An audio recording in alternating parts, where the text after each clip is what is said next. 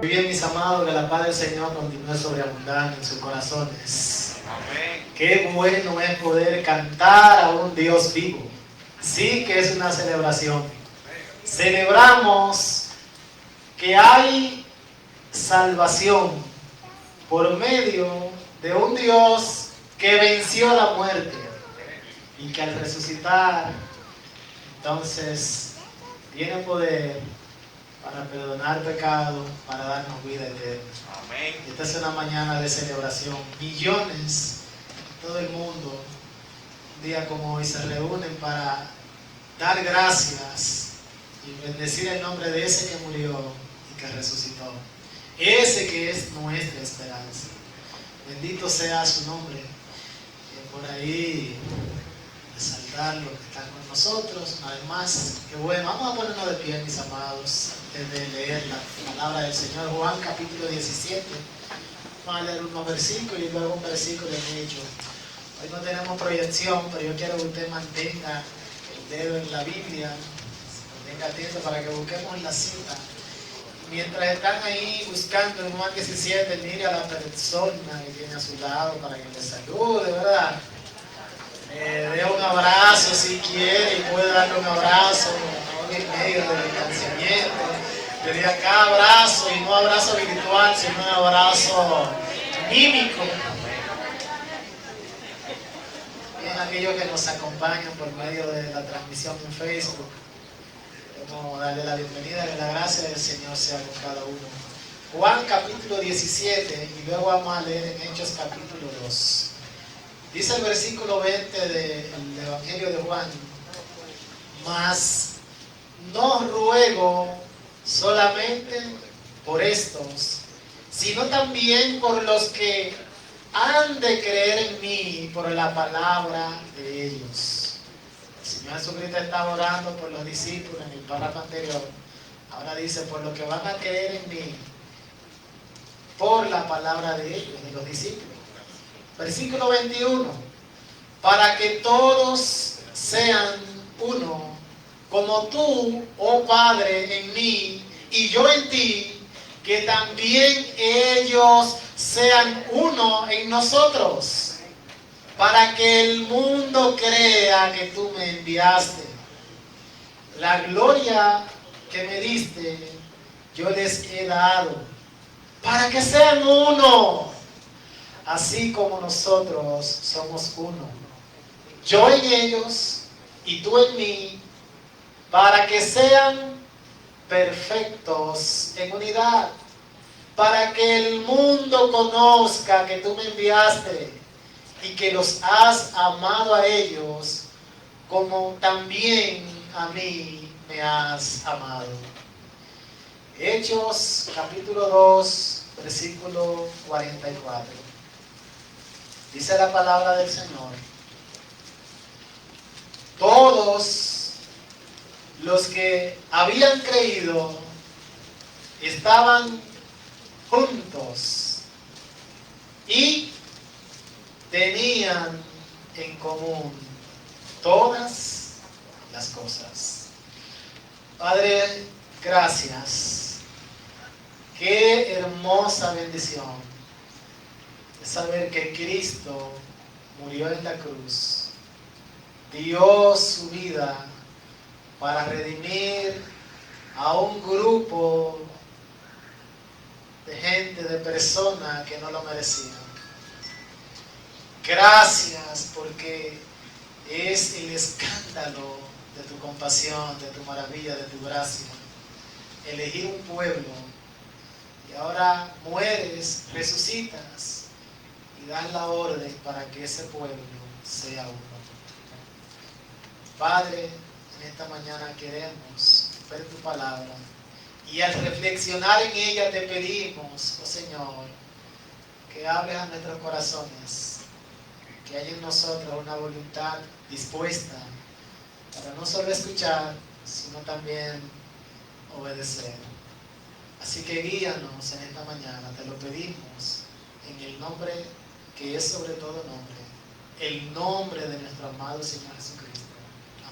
Amén. Amén. Muchas gracias, pueden sentarse. Hace un tiempo atrás estaba viendo un documental de esos que dan en Discovery Channel, más bien en Nat Geo, y era sobre unos perros cazadores africanos. Y me llamó mucho la atención cuando veía todo lo que decían de aquellos perros. Ellos trabajan en manada, trabajan unidos para cazar y para defenderse de sus adversarios. Aun cuando uno de estos perros muere, los demás se juntan para acompañar a aquel perro que cayó en la batalla, porque es una lucha a veces con otras fieras salvajes. Y es increíble cómo utilizan estrategias, incluso para comunicarse cuando hay peligro. Decía el narrador que emiten un sonido de alerta cuando se acerca un depredador más fuerte en la zona. Y cuando escuchan el sonido, inmediatamente toda la manada se junta para hacer frente a ese problema. Casi nunca se separan. En todo momento mantienen la unidad, se mantienen juntos para poder adelantar, ser exitoso en lo que representa la peligrosa vida en una selva animal. Entonces, yo me puse, digo, déjame ver si encontraba el documental, porque quería proyectar. Vamos a tener proyección para ver el documental, y lo encontré en YouTube. ¿Y saben cómo inicia el narrador? Diciendo: el perro cazador africano es un depredador duro y ágil, pero una manada cazadora es una fuerza singular de la naturaleza. Una manada, unidad. Y a mí me parece que es una buena ilustración que nos enseña acerca de lo que es la importancia y el poder de permanecer unido. Hay poder en la unidad. Y es algo que nosotros también podemos notar en la iglesia primitiva. Esa iglesia que nosotros encontramos en el libro de los Hechos.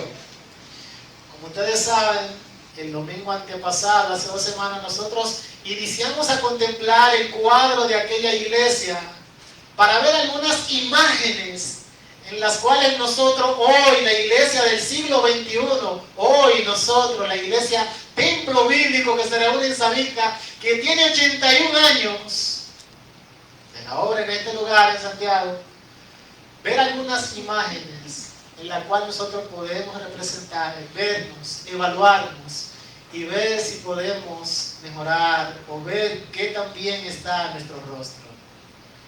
En esa primera exposición estuvimos contemplando el hecho de que la iglesia primitiva era una iglesia, ¿cómo? ¿Ustedes recuerdan? Una iglesia llena del Espíritu Santo, ¿recuerdan? Aquella iglesia no se movía sin la dirección del Espíritu de Cristo. El Espíritu Santo era la realidad central, era la fuente de valor, era la fuente de poder de aquellos hermanos, como lo debe ser para nosotros hoy día. Hermanos, entendieron que sin el Espíritu no había convicción de pecado.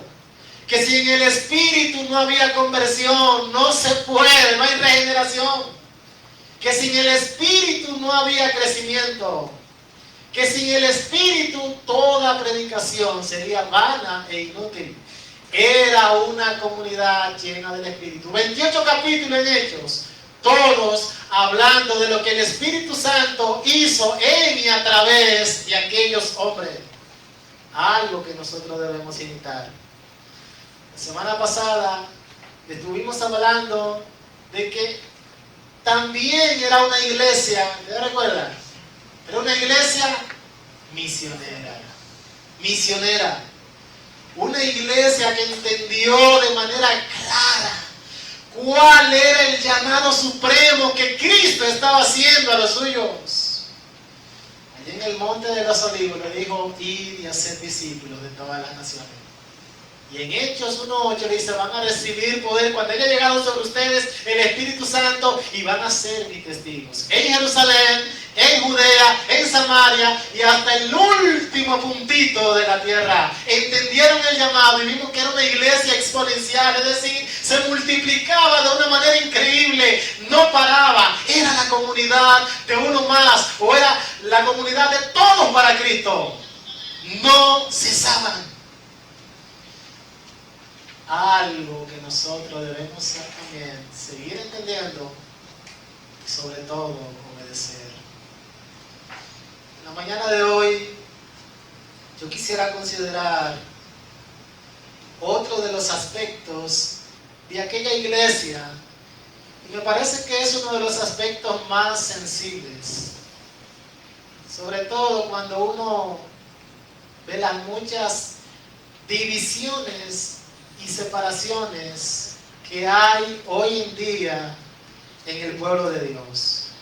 Miren, hermanos, rompe, de verdad, que cuando uno se entera de que una iglesia se desintegra por el orgullo, no se siente mal. Es un cáncer que debemos evitar, un reto que nosotros, al celebrar 81 años este año, debemos también afrontar y enfrentar. Mientras leía las notas o estudiaba esta semana, leí que alguien dijo que cuando destruimos la unidad de la iglesia, es como si nosotros arrancásemos el cuerpo de Cristo, el corazón del cuerpo de Cristo. Es un tema muy sensible. Así lo que yo quiero que nosotros veamos a manera de reflexión es que aquella era una comunidad unida en amor. La iglesia primitiva era una comunidad unida en amor. Y para aquellos que toman notas, vamos a estar básicamente llevando el mismo esquema de las semanas anteriores. En primer lugar, vamos a probar esta realidad, a demostrar que la iglesia primitiva era una iglesia unida. Y en segundo lugar, vamos a ver algunos principios, solamente 3 principios por causa del tiempo, que deben motivarnos a nosotros como iglesia a ser una comunidad unida en amor.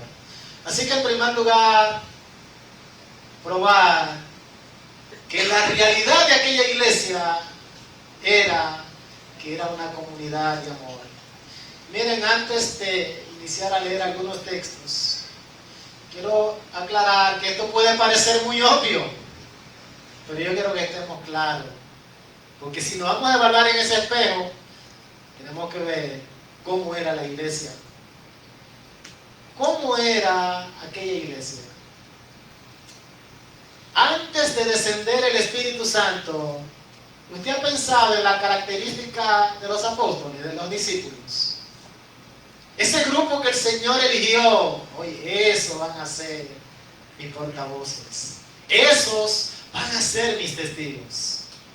Cuando uno se pone a analizar las características, el temperamento, uno debe llegar a la conclusión de que ciertamente iban a estar en medio de disputas y diferencias.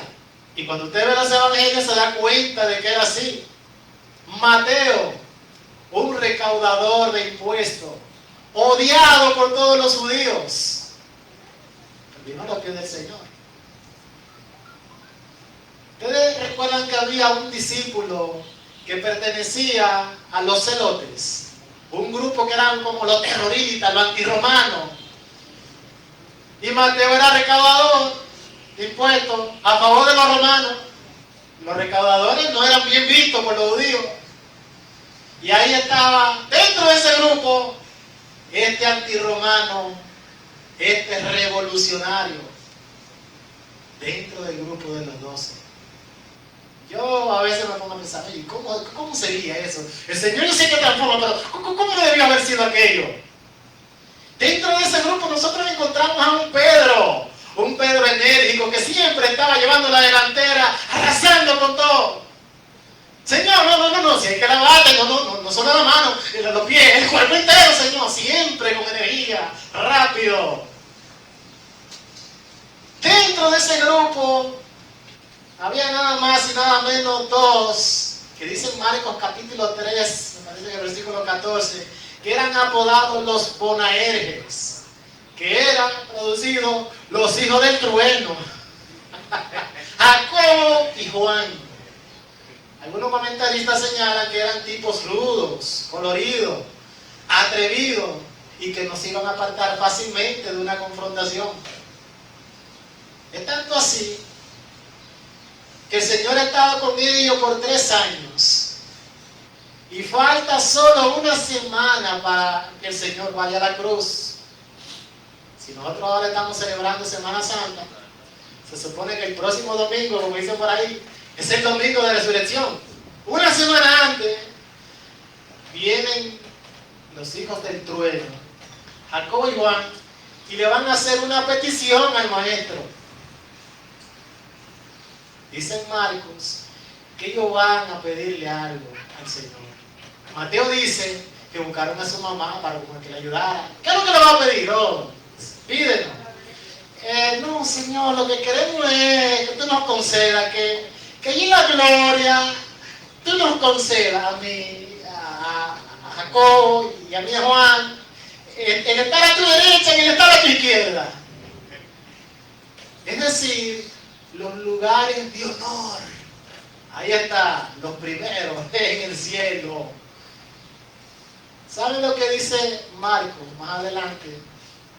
Que esto generó tensión en los demás. Dice el versículo 41 de Marcos capítulo 10, que cuando los 10 escucharon esto, comenzaron a enojarse. Ahí están los discípulos juntos. Literalmente a indignarse contra Jacobo y contra Juan. Así que esa era la vida, la característica de los discípulos una semana antes de que Cristo fuese a la cruz. Sin embargo, cuando ahora nosotros llegamos al libro de los Hechos, vamos a notar que aunque era muy posible que las diferencias estuviesen ahí, ahora ese Cristo resucitado iba a ser más grande que cualquier diferencia. Y Lucas lo va a resaltar. Capítulo 1, de ella pongan el dedo ahí en su Biblia, capítulo 1 de Hechos, versículo 14.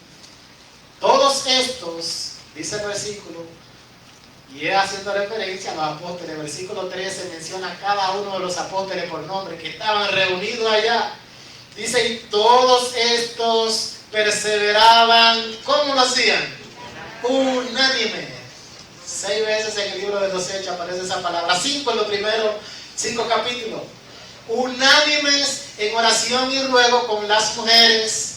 Interesante que ahí dice con María, la madre de Jesús, última vez que se menciona a María en las Escrituras, y con sus hermanos. Pero noten cómo estaban aquellos. ¿Cómo estaban? En un mismo sentido.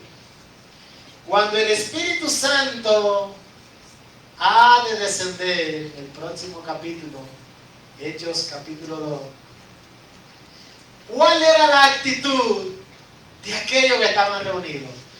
Lucas dice en el capítulo 1 que ya eran 120 en aquel aposento alto. ¿Cómo estaban? Versículo 1 del capítulo 2. Cuando llegó el día de Pentecostés, 50 días después de la fiesta de la Pascua, ¿cómo estaban? Todos, noten, todos estaban unánimes, y valga la redundancia, juntos, unánimes en un mismo lugar, sería la traducción más literal. Estaban en un acuerdo, en anticipación, estaban en una sola alma, como más adelante va a decir, un solo sentir, un solo propósito. Y es ahí donde va a llegar el Espíritu Santo. Hermano, como decía Spurgeon en uno de los sermones que estaba leyendo, dice, nosotros no podemos esperar que haya un avivamiento en el pueblo de Dios si primero el pueblo de Dios no está unido. Aquellos entendieron eso. Decía Moody que nunca él vio que el Espíritu de Dios obrara donde su pueblo estuviese dividido. Así que quizás esta es una enseñanza incidental. Hermanos, si el Señor tiene grandes cosas para nosotros, tenemos 81 años, el resto que Él nos quiera tener acá en la tierra, tenemos que entender que debemos permanecer en unidad. Una unidad en el Espíritu, una unidad en oración, como vamos a ver en la próxima ocasión, una unidad en un cuerpo. Y Lucas va a seguir en ese capítulo 2 diciendo cómo eran aquellos, cómo era la unidad de aquellos, versículo 44 que leímos al principio. Y a mí no deja de impresionarme el texto, porque revela la magnitud de la unidad que había en aquellos primeros creyentes. ¿Cómo dice Lucas? Nuevamente, todos, ahí ya hay 3,000 creyentes. Pedro predicó un sermón ahí, si usted ve el contexto. ¿Cuántos se repitieron? ¿Cuánto añadió el Espíritu? El Espíritu de Cristo, 3,000. Todos los que habían creído, y Lucas es intencional a resaltar esto, estaban como juntos, y es la misma idea, se reunían en un mismo lugar. ¿Y qué más? Tenían en común, compartían todas las cosas. Y ahí el tiempo del verbo en el idioma original también indica que esto era lo que hacían una y otra vez cada día. Recuerden que aquellos hermanos estaban celebrando ¿qué? Cuando llega el Espíritu Santo, la fiesta del Pentecostés. Los judíos se sentían atraídos hacia el templo, y cuando estaba la fiesta del Pentecostés, de todos los lugares venían al pueblo de Israel, al área del templo. Y ellos vinieron atraídos por la fiesta para estar en el templo. Sin embargo, luego del sermón de Pedro, ahora lo que los ha de unir no es el templo. ¿Quién es? Es la fe en Cristo, que lo va a unir de una manera extraordinaria. Yo creo que la unión más profunda y verdadera que nosotros encontramos acerca de la iglesia de Cristo en toda la historia del cristianismo está aquí. Era la fe en Cristo, el vínculo que hizo de aquel cuerpo un cuerpo que pudiese caminar unido en amor. ¿Qué tanto así era? Que tenían todas las cosas en común. Impresionante. Versículo 45, sigan conmigo. Y vendían sus propiedades, sus bienes, y lo repartían a todos según la necesidad de cada uno. ¡Wow! Hermanos, esto no es comunismo. Pero aquellos hermanos estaban tan compenetrados, el amor estaba tan presente, que ellos estaban dispuestos a renunciar todo lo que yo pudiese tener por el bien del otro. Mi bien, tu bien. Compartían sus posesiones, no porque fuesen comunistas o socialistas. De hecho, no es ahí que se va a basar eso. Ahorita les voy a dar una nota aclaratoria para los que piensan en esa filosofía. No compartían porque fuesen obligados a compartir sus cosas. Lo hacían porque ahora el amor de Cristo, que había sido derramado en sus corazones, se llevaba al campo de la práctica, y todos eran uno. Versículo 46, y perseverando, ¿cómo? Unánimes, cada día en el templo y partiendo el pan. Ahí también la idea es, se reunían en el templo, se reunían en la casa, comían con alegría, con gozo y sencillez de corazón. ¿Ustedes ven cómo estaba la iglesia? Y a veces uno sueña, oye, pero ¿y pudiésemos venir a un tiempo así otra vez? Dice John MacArthur, en esa iglesia no había una piedra de egoísmo.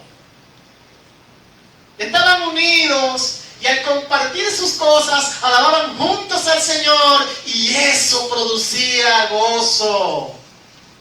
Otra nota. Observe cuántas veces aparece la palabra gozo en el libro de los Hechos. El gozo es uno de los subtemas en el libro de los Hechos. Porque una iglesia victoriosa es una iglesia gozosa. Dice el versículo 47, vuelvan conmigo, que bajo esa unidad en amor, alabando a Dios, ¿qué pasaba? Tenían favor con todo el pueblo y el Señor, note, el Espíritu es quien guía. ¿Quién es que da el fruto?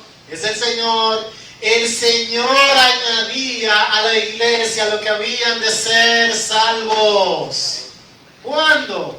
Cuando aquella iglesia unida en un solo sentir, en un alma, en un propósito, unidos en amor, estaban cumpliendo el mandato que el Señor les había dicho. El Señor añadía. Usted ha escuchado un versículo o un capítulo que hay en el libro de los Salmos que dice, mirad cuán bueno, cuán deleitoso o delicioso, como dice la Reina Valera, es cuando los hermanos habitan juntos en armonía. Hace una comparación en el versículo 2 y 3. ¿Qué dice el versículo 4? Porque allí envía el Señor, según la traducción de las Américas, Jehová, bendición y vida eterna. Pues algo así es lo que está pasando aquí. El Señor va añadiendo a la iglesia lo que han de ser salvos. Allí, en una iglesia unida, hay bendición, hay vida eterna. Capítulo 3 vemos el milagro de Pedro y Juan, pero en el capítulo 4, ¿qué encontramos? Versículo 32. Siga conmigo. Y vamos a leer hasta el 35. Y la multitud de los que habían creído, ¿cuál era la actitud? Eran de un corazón y un alma. Ya no está diciendo que está diciendo un ánimo. Un corazón, pero es la misma cosa. Un corazón y un alma. Y ninguno decía ser suyo nada de lo que poseía, sino que tenían todas las cosas en común. En Hechos capítulo 2 eran como 3,000. ¿Cuánto eran en Hechos capítulo 4? Fue lo que vimos la semana pasada. Lucas dice que eran 5,000 hombres, sin contar las mujeres y los niños. Es decir, que era una iglesia como de 10,000 miembros ya, mínimo. Y está diciendo ahora que tenían todas las cosas en común. Ninguno decía ser suyo nada de lo que tenía. Esto no es mío, esto es del Señor, para servicio del pueblo del Señor. Ahora debo traer una nota aclaratoria para que podamos entender aquella situación que se daba en esta iglesia en Jerusalén. Era una situación especial. Miles de judíos habían llegado para la fiesta de Pentecostés. Se encuentran ahora con Cristo. El Espíritu Santo lo llama. Eso venían de todas partes, pero lo más probable era que hubiesen muchísimos judíos pobres. Y ahora al estar en la ciudad ni siquiera tenían trabajo. Y están ahí los nuevos creyentes, el pueblo del Señor. En esa situación, la iglesia, en esa situación especial, nosotros vemos cómo reaccionó la iglesia. Luego, usted se va a dar cuenta más adelante que no fue el parámetro de estar vendiendo todas las cosas, aunque sí de nosotros estar involucrados con todo lo que tenemos en el bien del otro, pero con excepción de la iglesia de Jerusalén no vemos que eso pasó más adelante. O sé si ustedes recuerdan que Pablo incluso hizo una colecta especial para los hermanos pobres de Jerusalén, lo que no siguió.